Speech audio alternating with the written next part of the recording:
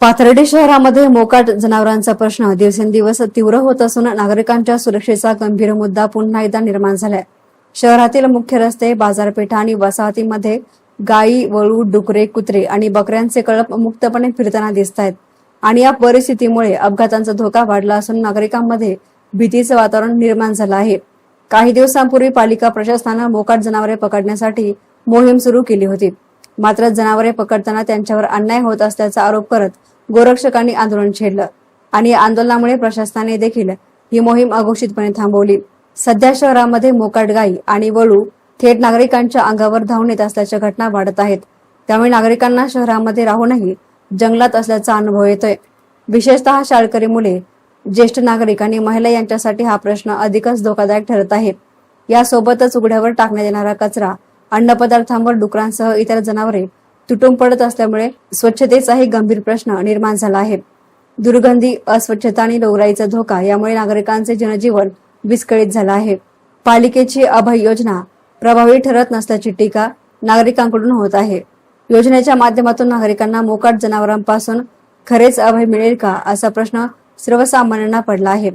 निवडणुकीच्या काळामध्ये सक्रिय असणारे लोकप्रतिनिधी आता नंतर मात्र निष्क्रिय होणारे नगरसेवक आणि तथाकथित समाजसेवक यांच्यावरही नागरिकांनी नाराजी व्यक्त केली आहे। दरम्यान प्रशासनानं लवकरात लवकर मोकाट जनावरे पकडण्याची मोहीम सुरू केली नाही तर मुख्याधिकारी संतोष लांडगे यांच्या दालनामध्ये वळू आणून बांधण्याचा इशारा सामाजिक कार्यकर्ते यांनी दिला आहे। एकूणच पाथर्डीकरांचा प्रश्न आता अधिकच तीव्र झालाय। शहरातील नागरिकांच्या सुरक्षेची जबाबदारी नेमकी पालिका प्रशासन घेणार की गोरक्षक, या प्रश्नाचे उत्तर अद्यापही अनुत्तरितच आहे। जय महाराष्ट्र। मी सचिन नागापुरे, राहणार संत वामन नगर पाथर्डी या ठिकाणचा मी एक रहिवासी आहे। कारण की या पाथर्डी शहरामध्ये मोकाट जनावरांचा सुळसुळाट आहे। डुकरं आहेत, गाया आहेत, बैल आहेत, वळू आहेत, त्याचबरोबर नाही का कुत्री आहेत, जी नाही का रस्त्यावर चालणाऱ्या माणसांना कुठेही धडक देऊन नाही का कोणाच्या पिशव्या वाढत्यावर कोणाला धडक देत आहेत। विविध गाड्यांचं नुकसान झालं आहे। काल रात्रीच एका ठिकाणी तर एक लहान पोरगं नाही का चेंगरता वाचलं त्या दोन नाही का वळूच्या नाही का झुंजीमध्ये। तर असे अनेक प्रसंगाने पाथर्डी शहर हैराण झालेलं आहे।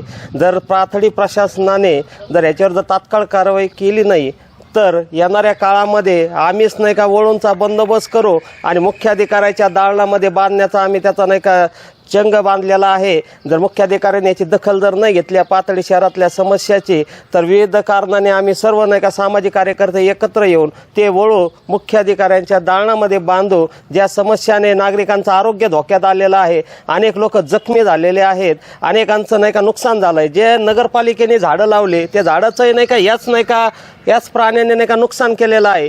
याचा कुठेही बंदोबस्त होत नाहीये। त्यांचे 25-30 नाही का जणांचे एक कळप आहेत, त्या कळपाने नाही का प्रत्येक उपनगरामध्ये हैदोस घातलेला आहे। मग शेवगा रोड असेल किंवा नगर रोड असेल किंवा माणिक दौंडी रोड असेल किंवा कोरडगाव चौक असेल, या ठिकाणी या वळूच्या झुंजी आपण पाहिलेल्या आहेत। पेठेमध्ये मागे या अशी झुंज झाली आणि एक जणाचा फुगाच नाही का त्याने आउट करून टाकला होता। अशा विविध समस्याने नागरिक हैराण झालेले आहेत। तर आपण तात्काळ याची दखल घ्यावी, अन्यथा तीव्र स्वरूपाचं आंदोलन छेडण्यात येईल असा इशारा मी पाथर्डीच्या सामाजिक कार्यकर्त्यांच्या वतीने देत आहे। जय हिंद, जय महाराष्ट्र। मीडियासाठी प्रतिनिधी सचिन दिनकर, पाथर्डी।